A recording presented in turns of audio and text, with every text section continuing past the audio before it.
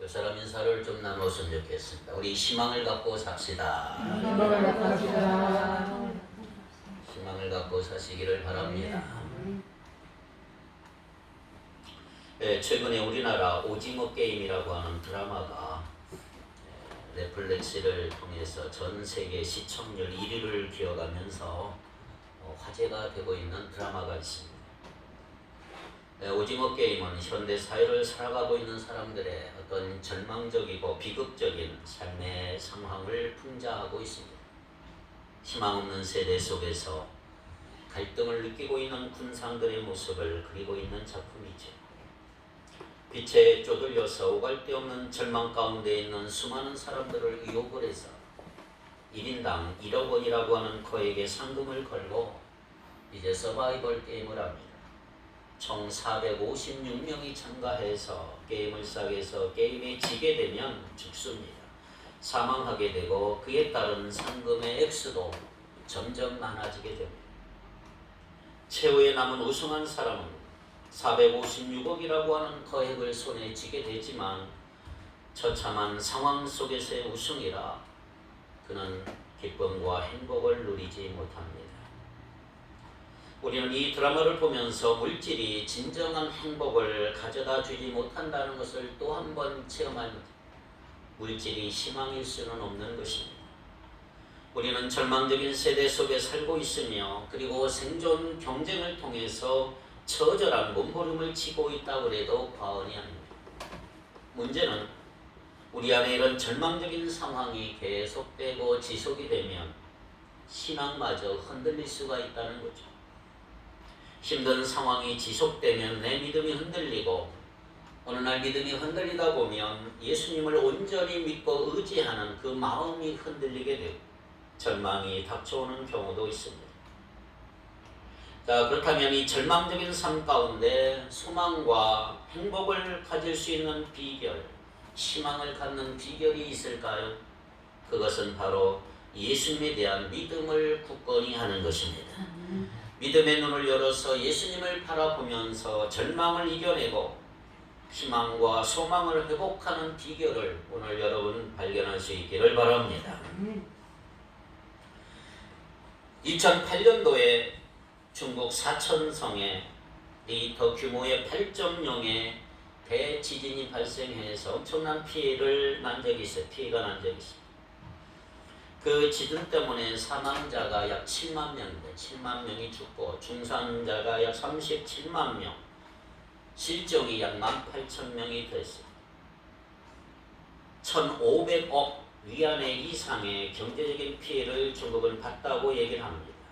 또한 그 당시 안타깝게 7,000개나 되는 학교가 무너져서 수많은 학생들이 희생을 당했는데 그 대지진의 참사 속에서 상자오 중학교에 다니는 학생 2,323명은 한 명도 예의 없이 모두 다 무사했습니다. 한 명도 다치지 않았다고 합니다. 자, 이러한 기적이 일어난 배경에는 예지핑 교장 선생님이 있었다고 해요. 12년 전 교장으로 부임해서 예지핑 교장 선생님은 이곳저곳 살피다가 학교 건물이 너무나 날림으로 공사되었다는 사실을 발견해요.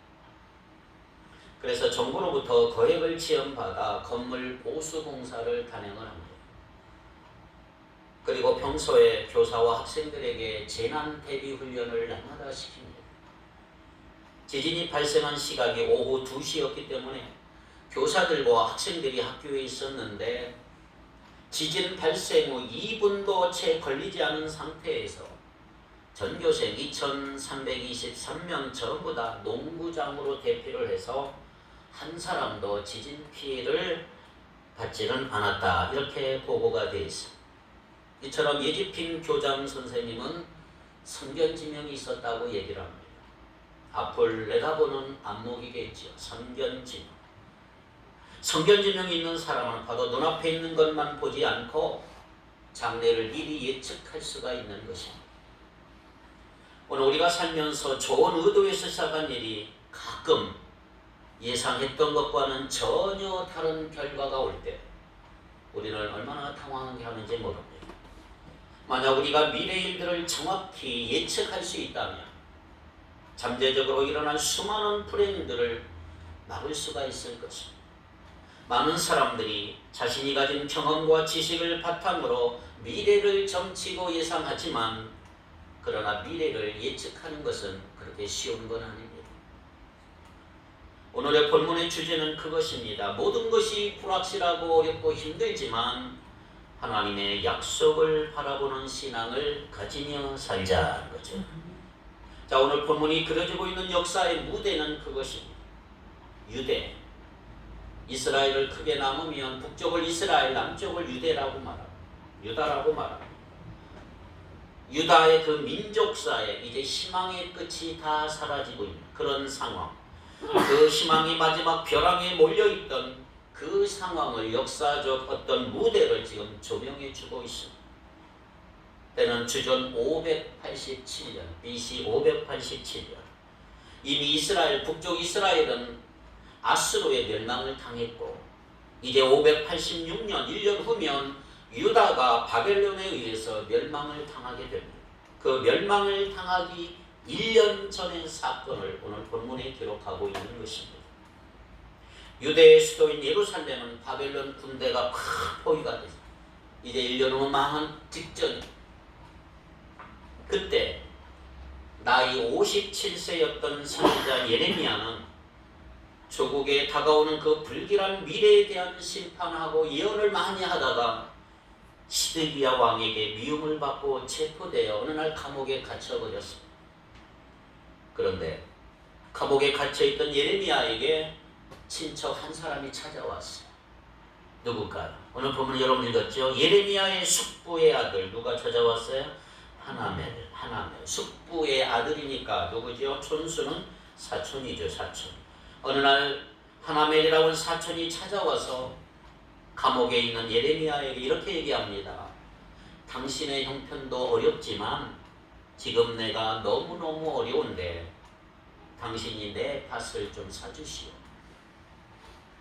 내가 지금 가지고 있는 밭이 있는데 내 밭을 좀 사주셔야 합니다. 아니, 감옥에 들어가 있는 사람 동정은 하지 못할 망정 자기 경제적인 형편이 너무너무 어려우니까 예레미야 보고 자기 밭을 사달라는 거예요. 그 당시에는 친척 사이에만 밭에 거래가 가능을 했어요. 다른 사람은 사지를 못해요. 친척들만 사는 거예요. 그러니까 내 밭을 좀 사주시오. 그러면 내가 살겠습니다. 내가 사정이 너무너무 안 좋으니 예레미야여 내 밭을 좀 사주시오. 자, 지금 때는 어떤 때죠? 전시 상황이에요. 전쟁. 나라를 잃어버리고 바벨론에 의해서 짓밟힐 것이 거의 명확해지는 만약이 과연 1년 전 그런 시점에 지금 예레미야가 서 있는 거예요. 이럴 때 되면 무엇이 필요할까요? 이럴 때 무슨 밭이 필요합니까? 무슨 부동산이 필요할까요? 자, 이럴 때 어려워지면 뭐가 필요해요? 뭐니 해도 머니가 최고란 말이죠. 캐시, 현금이 최고라는 거죠. 그런데 희한한 일은 예레미야가 그 밭을 사겠다는 거예요. 이게 오늘 본문의 내용의 핵심이죠. 밭을 사기로 결정하는 예레미야 선지자의 모습을 한번 보십시오. 이것은 믿음의 결정이라고 할 수가 있고 다른 각도에서 보면 이것은 희망의 결단이라고 할 수가 있는 것입니다. 예레미야가 밭을 사는 행위, 미래를 사는 희망을 사는 행위다. 왜 그럴까요? 그것은 바로 예레미야가 조국의 미래를 포기하지 않았다라는 증거이기 때문에 언젠가는 회복될 것이다. 물론 나라가 어려워지고 심지어 내 나라가 내 나라를 잃어버릴지 모른다는, 그러나 우리 민족은 다시 회복될 거라고 하는, 그리고 모든 것이 정상화되는 날 이 밭과 이 토지는 다시 거래가 정상화될 것이고 그때 이 밭은 대단히 비싸게 대단히 쓸모가 있을 것이다. 그래서 그 밭을 내가 산다. 단순히 밭을 사는 행위가 아니고 예레미야는 희망을 사는 행위라고 할 수가 있죠. 최근 우리나라 정치 경제 상황을 보면 우리 민족도 희망의 끝에 와 있지 않은가라는 생각이 들 때가 있습니다. 이제 우리 민족은 끝난 것인가? 희망이 보이질 않아. 어떤 목사님이 물어요. 목사님, 대선이 가까우는데 목사님은 누굴 찍겠습니까? 저는 고민하다가 찍고 싶은 인간 하나도 없습니다. 제가 기대할 만한 희망이 보이질 않아요. 더군다나 이런 시기에 교회마저도 심한 정체 위기를 겪고 있잖아요. 코로나 교회가 더 이상 성장하지 못해 대부분의 교회가 지금 줄어가고 있는 형편, 거기다가 이 땅의 크리스찬들까지, 예수 믿는 성도들까지 과거에 부흥이 일어나던 그 시절에 하나님의 영광을 위해서 내 인생 다 내어놓고 복음을 위해서 살기로 작정하고 그 인생을 주 앞에 드리던 헌신적이던 크리스찬들의 모습은 이제 눈을 씻고 보아도 보기가 힘든 어려운 시대, 그야말로 희망이 사라지고 있는 시대에 우리가 살고 있는 것입니다. 그러나 여러분, 이와 같은 때야말로 오히려 저는 역설적으로 희망을 가져야 할 때라고 믿습니다. 희망이 안 보이면 희망을 창조라도 해야 할 때다. 만들어서라도 우리가 희망을 갖자. 그러므로 지금은 희망을 사야 할 때다. 할렐루야. 여러분, 희망을 사길 바랍니다. 희망을 사자. 그 방법을 오늘 좀 알려드리고 싶습니다. 예레미야가 그 모범을 우리에게 보여주고 있는 거예요. 희망을 창조해서라도 우리 민족에게 희망을 주고 싶어 했던 예레미야. 자, 예레미야 별명이 뭐죠? 예레미야 선지자의 별명. 우리가 예레미야 선지자를 눈물의 선지자라고 그래요. 눈물의 선지자. 여러분들이 예레미야 애가라 슬픔의 노래. 유다를 보면서, 나라를 보면서 날마다 눈물로 외쳤던 선지자가 예레미야 선지자. 예레미야의 한 모습인데 또 다른 모습이 있어요. 오늘 본문이 보여주는 모습은 예레미야는 누구냐? 희망의 선지자다. 그는 그 시대에 희망을 주고자 했던 거예요. 눈물 흘리면서 심판과 동시에 저 건너편에 있는 희망을 외쳤던 선지자가 바로 예레미야 선지자. 자, 그렇다면 오늘 우리는 어떻게 이 절망적인 암울한 이 시대에 희망을 창조하는 자로 살아갈 수 있을까?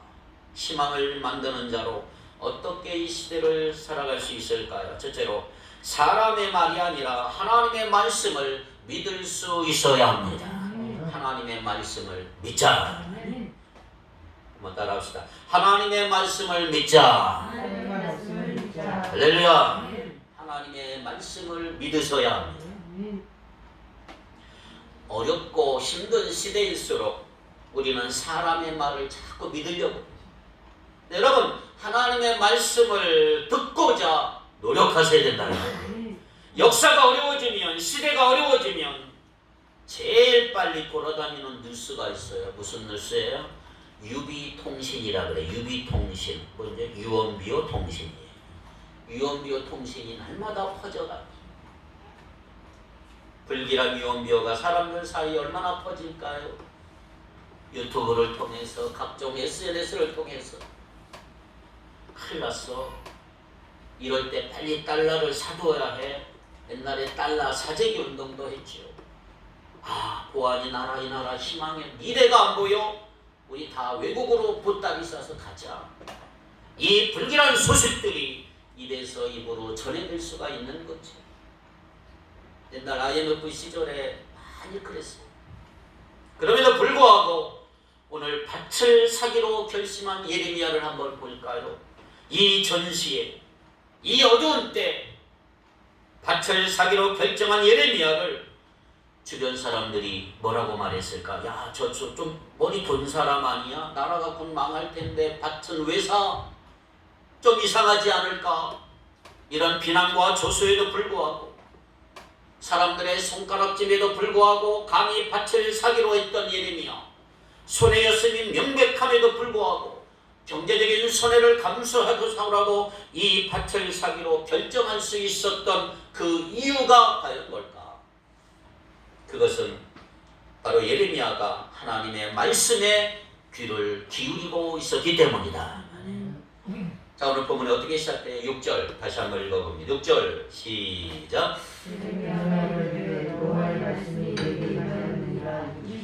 예레미야에게 뭐가 임했어요? 여호와의 말씀이 임했다. 그는 말씀을 사모했고 그 말씀에 귀를 기울이기 시작을 한 거예요. 그는 사람들이 말해주는 소리, 사람들의 뉴스보다도 하나님의 말씀 앞에 더 귀를 기울이고 있었던 거예요. 하나님 어떻게 말씀하실까?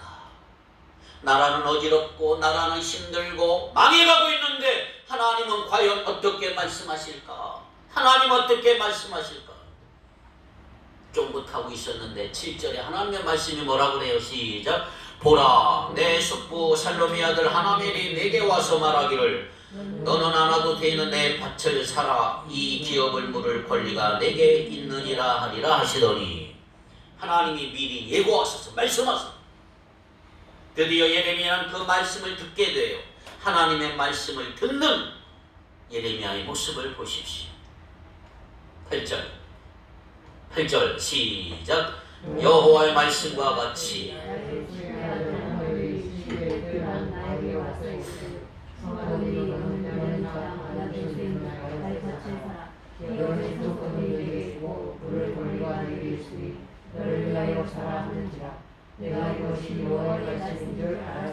아멘. 내가 이것이 누구의 말씀?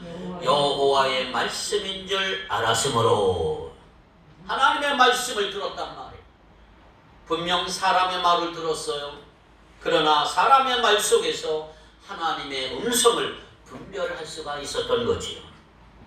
그렇습니다. 여러분, 늘 하나님의 말씀을 사모하고 늘 하나님의 말씀을 듣고자 하는 사람은 하나님의 말씀을 들을 수가 있다는 말이에요. 그리고 그 말씀은 그 시대 사람들과 전혀 다른 창조적 행동을 가능하게 만들 수 있는 거예요. 다른 사람들이 미쳤다. 나는 하나님의 말씀을 들었기에 이런 행동을 한다. 창조적인 행동이죠. 그는 그의 믿음으로부터 비롯된 거죠. 믿음은 하나님의 말씀으로 말미암은 것이다. 믿음은 어디서 나요? 들음에서 나며 들음은 그리스도의 말씀으로 말미암은 것이다. 하나님의 말씀이 들려오니까 나에게 믿음을 주었고 미래에 대한 믿음을 주었고 그는 이런 창조적인 행동을 가능케 할 수가 있었던 거지. 밭을 산 것입니다. 자, 오늘 본문 친척을 통해 들려왔던 말. 친척이 어려워서 나에게 밭을 사라고 말한 게 아니야. 이 친척은 하나님이 지금 부리고 있다. 하나님이 친척을 쓰시고 있다. 그 음성은 하나님의 음성이다. 그는 하나님의 말씀을 사모했고 그 음성을 분별할 수가 있었고 그래서 그는 이런 상식을 깨트리는 행동이었지만 희망을 사는 행동을 할 수 있었던 것입니다. 이런 사람이야말로 우리 시대에 필요한 사람, 희망을 낳을 수가 있는 사람이라고 할 수가 있지요. 그렇다면 사랑하는 여러분, 진정한 희망 그리고 진정한 희망, 진정한 헌신을 우리 시대에서 어떻게 회복할 수가 있을까? 우선 먼저 우리는 예레미야처럼 하나님의 말씀을 들어야 합니다. 하나님의 말씀을 들어야 합니다. 하나님의 말씀을 들어야 합니다. 사람의 잡다한 소리는 우리를 계속 좌절하게만, 실망하게만, 우리를 실망하게 하는 소리들이 얼마나 많습니다. 그러나 귀를 열어 살아계신 하나님의 음성을 들어보십시오. 주님은 과연 나에게 어떻게 말씀하시는가? 이 암울한 시대를 살아가는 우리에게 하나님은 무엇을 지금 말씀하실까? 우리 가정에 하나님이 주시는 음성이 뭘까? 메시지는 뭘까? 그 하나님의 말씀을 들을 수 있는 귀를 여러분들에게 주께서 열어주시기를 바랍니다. 그리고 그 말씀을 통해서 믿음의 행동을 하는 저와 이 여러분이 될 수 있기를 축복합니다. 어떻게 우리는 희망의 창조자로 살아갈 수 있을까요? 첫째는 하나님의 말씀을 믿을 수 있어야 한다. 두 번째, 개인의 유익이 아니라 공동체 유익을 추구할 수 있어야 합니다. 공동체 유익. 우리가 희망을 만드는 자로 살아가려면 내 개인의 유익이 아니고 공동체 유익을 추구하는 그런 마음이 있어야 된다. 시대가 어두워지면 시대가 절망의 때가 되면 사람들은 그저 자기밖에 몰라요. 이기주의자가 됩니다. 나 혼자 몸도살이고 나 혼자 살 길 마련하고 내가 살기 위해서는 언제든지 내 회사, 내 가정, 내가 속한 공동체 무너뜨려도 괜찮다 그러는 거예요. 나 혼자 살려고. 그러나 여러분 기억하세요. 공동체가 무너지면 내 개인의 몰락이라는 사실을 사람들이 쉽게 깨닫지를 못해요. 공동체의 무너짐은 내가 망가지는 것입니다. 반대로 우리가 공동체를 살리면 우리가 삽니다. 나라를 살리면 내가 사는 거예요. 민족을 살리면 우리가 사는 거예요. 하나님의 나라를 위해 헌신하면 내가 사는 거예요. 이게 하나님의 가르침이에요. 그런데 나 혼자 살려고 그러면 공동체가 죽어버리는 것입니다. 주님이 어떻게 가르치셨지요? 마태복음 6장 33절. 그런즉 너희는 먼저 그의 나라와 그의 의를 구하라. 그리하면 이 모든 것을 너희에게 더하시리라. 너희는 먼저, 우리가 먼저 구할 것이 뭐라고요? 하나님의 나라와 의를 구하라. 그럼 약속이 뭐예요? 그리하면 이 모든 것, 너에게 필요한 모든 것, 내 개인적으로 필요한 모든 것 너에게 더하시리라. 그런데 우리는 거꾸로 하고 있어요. 거꾸로. 우리는 내 개인의 필요를 위해서, 나의 필요를 위해서 하나님의 나라를 지금 희생하고 있는 거, 희생시켜버리고 주님의 나라의 환상이 오늘 우리에서 잃어버릴 때 내 개인이 크리스찬으로서 살아야 할 무슨 이유가 있을까? 우리가 공동체를 살릴 때 오늘 우리가 축복 속에 동참할 수 있다는 비밀을 여러분 기억하기를 바랍니다. 예레미야가 밭을 샀던 거 개인적으로는 희생이에요. 당장은 쓸모도 없어요. 살 이유도 없어요. 그러나 예레미야는 딱 한 가지 생각하고 산 거예요.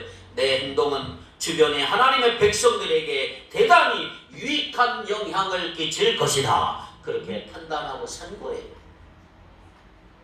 재미있는 것은 오늘 본문에 보니까 예레미야가 밭을 사기 위해서 계약이 체결해지는데 매매 증서를 쓰는데 매매 증서를 한 장이 아니라 두 장을 써요. 두 장. 하나는 임봉을 했고 매매 증서를 쓴 다음에 잘 임봉을 해서 토기 속에 집어넣어요. 토기 속에 큰 항아리에 집어넣었어요. 마치 유명한 사해 사본을 두루마리가 항아리 속에서 발견된 것처럼 매매 증서를 토기장이 속에 싹 집어넣어요. 토기 속에.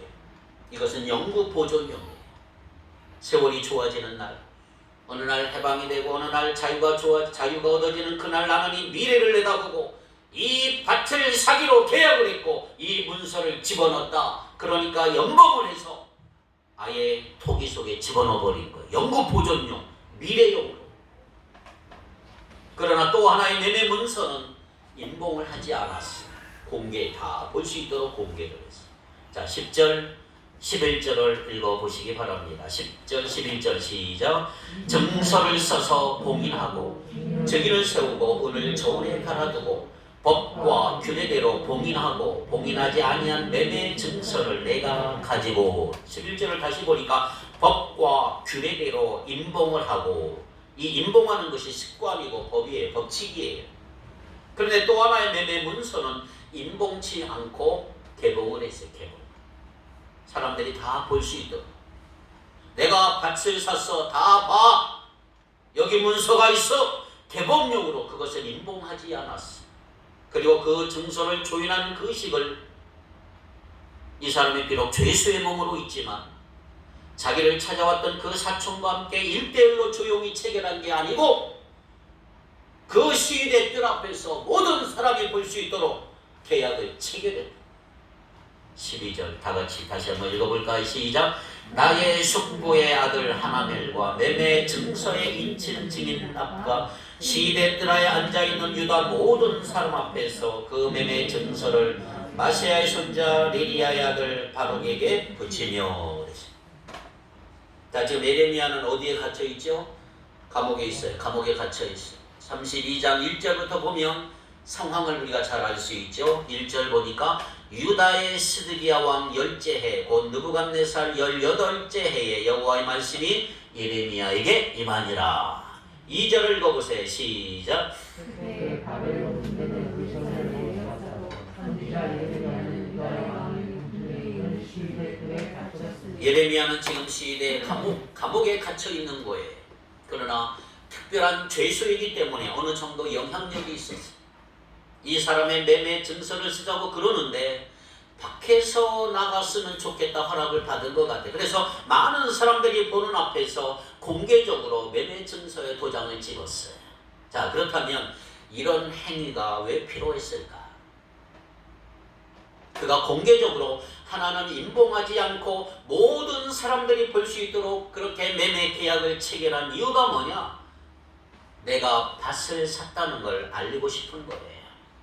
그 말 다시 말하면 희망을 알리고 희망을 선전하고 싶었던 것입니다. 희망을 전염시키고 싶었던 거예요. 나라는 망하지만 언젠가는 다시 희망이 올 것이다. 백성들이요, 당신들도 때가 되면 다 찾을 것입니다. 절망의 시대, 사람들이 모든 것을 포기하고 있는 그 시대에 그런 희망을 전염하고 싶었던 거예요.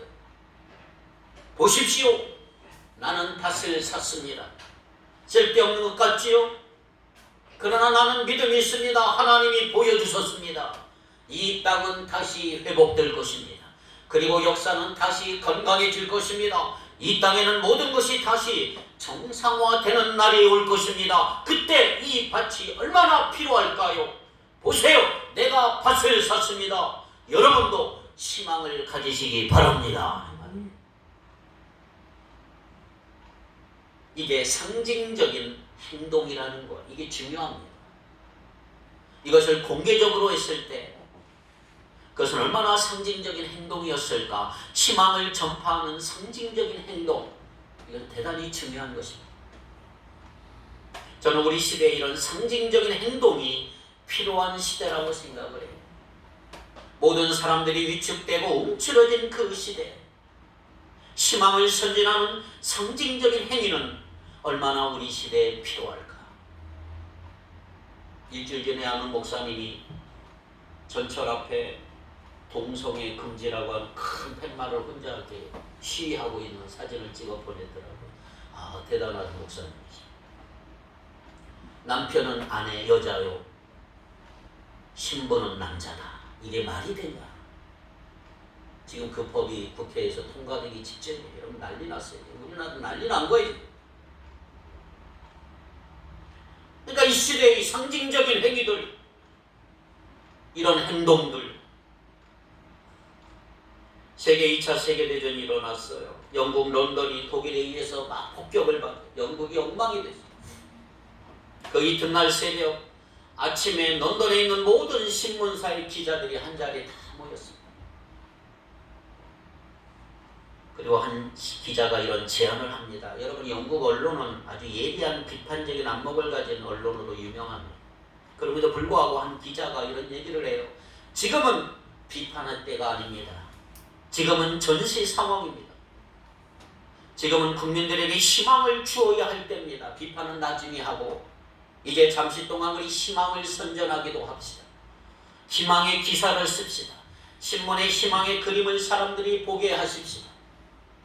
우리가 잠시 동안 희망을 선전하고 어려워 있는 상황이 아니라 우리가 승리할 수 있다는 낙관과 희망을 우리 민족에게 주도록 합시다. 다 기자들이 합의했어요. 그리고 언론의 모든 기사와 논조가 다 달라져서 글들이 달라지기 시작해요. 전쟁에 대한 긍정적인 메시지가 실려 나옵니다. 군대에 출정하는 젊은이들이 늠름한 기상 어린 모습들이 보도되기 시작합니다. 사랑하는 남편, 사랑하는 아들을 전쟁터에 내보내면서 그들을 위해 기도하고 있는, 예배당을 꽉꽉 채우고 있는 기도하는 성도들의 모습이 신문에 나오기 시작했어요. 그리고 이 전쟁은 반드시 승리할 거라고 하는 지도자들의 희망에 찬 메시지가 신문에 실리기 시작했어요. 갑자기 한순간 영국 국토 전체는 변하기 시작한 것입니다. 사람들은 희망을 믿기 시작했고 승리를 믿기 시작한 것입니다. 영국은 승리하잖아요. 처칠이 수상이 된 이후로 2차 대전은 영국이 승리하잖아요. 지금은 우리는 그런 시대를 맞이하고 있는 것입니다. 지금은 희망을 증거해야 될 시대라고 믿습니다. 부정적인 언어 대신에 긍정의 언어를 말해야 할 시간이다. 우리는 국민에게 희망을, 믿음의 희망을 심고 우리 그리스도인들의 희망을 선전하는 하나님의 도구가 되는 여러분 되기를 바랍니다. 그때 우리도 살아날 것이고, 이렇게 행동할 때 우리를 통해서 사랑하는 민족과 교회의 간격은 바로 우리의 면류관이 될 줄 믿습니다. 어떻게 희망을 만드는 자가 될까요? 나 개인의 유익, 내 개인의 삶, 거기에만 초점을 맞추지 마시고 좀 무대를 넓히시고 큰 무대를 좀 바라보세요. 역사의 무대를 바라보세요.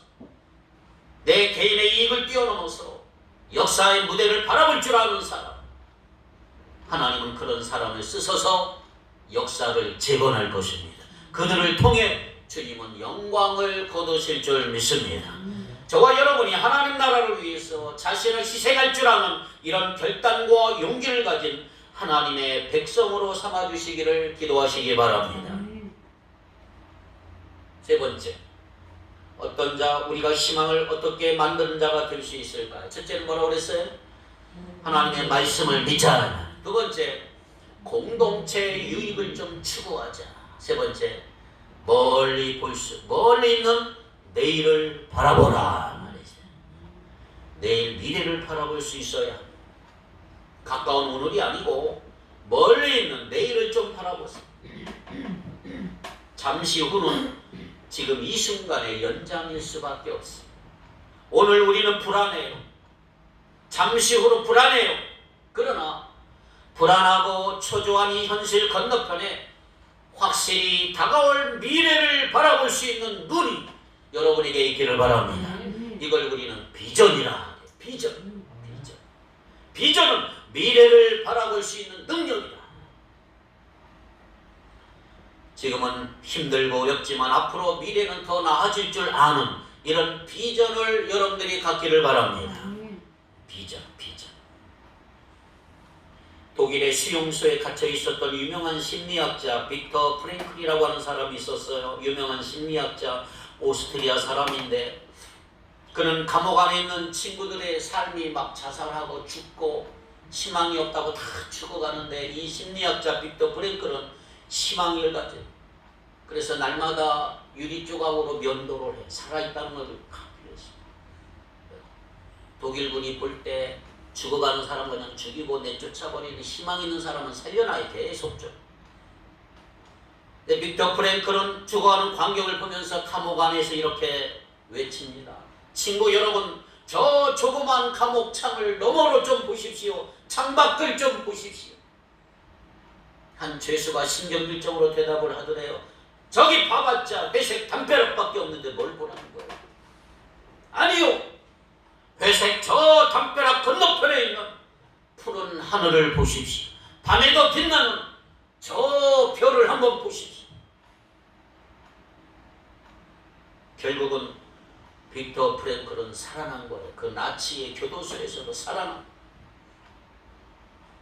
우리 현실의 차가운 벽, 콩쿠리 같은 차가운 벽, 내일이 보이지 않는 우리 가정의 벽, 우리 사회, 우리 직장, 우리 정치. 그럼에도 불구하고 저 건너편에 하나님이 띄워놓으신 별을 바라볼 수 있는 희망의 눈이 우리 안에 있기를 축복합니다. 우리에게 그것을 위해서, 이 비전을 위해서, 그리고 어떤 대가라도 지불하겠다고 하는 마음, 이 각오가 되어 있다면, 이 비전만 있다면 우리에게 희망이 있는 것입니다. 예레미야는 희망을 선전하고 희망을 심기 위해서 그는 사람이 보기에 어리석은 일, 그리고 자기 희생 밭을 사는 대가를 지불하고서라도 희망을 그 사회 그 유대 나라에 전파하고 싶었던 거예요. 나라도 사자, 희망을 갖자. 만약 오늘 이 시대에 우리가 꿈을 꿀 수만 있다면 하나님은 우리와 함께 하실 것입니다. 그리고 우리는 위대한 일들을 한번 벌일 수가 있는 거예요. 역사가 어렵고 시대가 어렵고 이 어두운 시대 가운데 하나님이 우리 교회에 세워주신 목적, 민족과 세계를 가슴에 품고 이 수도권에 하나님의 위대한 교회를 만들어서 주쳐가는 자들의 삶을 변화시키고 세계를 향해 뛰쳐나가는 하나님의 사람들을 만드는 위대한 교회의 환상을 저와 여러분 함께 바라볼 수 있기를 바랍니다. 꿈이 있는 곳에 길이 있는 것입니다. 이 비전을 갖고 있다면 그 길을 번듯이 하나님이 열어주실 줄 믿습니다. 예레미야는 오늘 무너져 내리는 조국의 그 암담한 현실을 보면서 분명하고 회복될 이스라엘의 희망찬 미래를 동시에 바라보았습니다. 오늘 우리의 형편이 어렵다고 희망을 저버리지 마십시오. 겸손하게 하나님의 음성을 듣고 순종함으로 희망을 붙잡고 희망의 밭을 사시기를 바랍니다. 나의 유익보다 하나님의 뜻을 먼저 구하고 나보다 먼저 교회를 생각하고 우리는 왕같은 족속, 제사장, 거룩한 나야 하나님의 소유된 백성다운 모습으로 살아가는, 내일은 잘 된다고 하는, 내일은 희망의 태양이 떠오른다고 말하며 하나님을 바라보는 내일의 소망을 두는 여러분 되기를 바랍니다. 위대한 하나님의 비전을 갖고 친히 그 길을 인도하는 안내자가 바로 길이신 우리 주님이십니다. 내가 곧 길이요. 주께서 여러분에게 이런 꿈과 이런 희망, 이런 소망 주시기를 주님의 이름으로 축복합니다. 기도합시다. 거룩하신 하나님, 주님 앞에 나와 말씀을 받습니다. 그리고 하나님의 꿈을 우리의 꿈으로 삼습니다. 주님, 우리에게 주신 빛나는 미래를 바라보며 앞을 향해 나가기를 소망합니다. 하나님이 주신 위대한 비전을 바라보며 그 길을 향해서 계속해서 나가기를 소원합니다. 우리에게 이 꿈을 다시 꿀 수 있도록 도와주옵소서.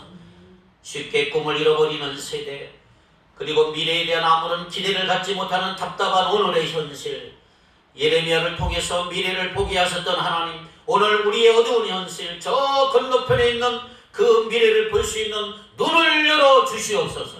그리고 주의 음성을 들려 주시옵소서. 하나님을 신뢰하고 주님을 의지하겠사오니 오늘의 현실 저 건너편에 주께서 우리를 위해 예비하신 환상과 비전을 바라보는 복된 눈 열어 주시옵소서. 그리고 위대한 비전을 실현하기 위해서 자신을 기꺼이 십자가 앞에 내려놓고 복음을 위해 자신을 드리는 귀한 하나님의 백성들을 일으켜 세워 주시옵소서. 감사하며 예수님 이름으로 기도하옵나이다. 아멘.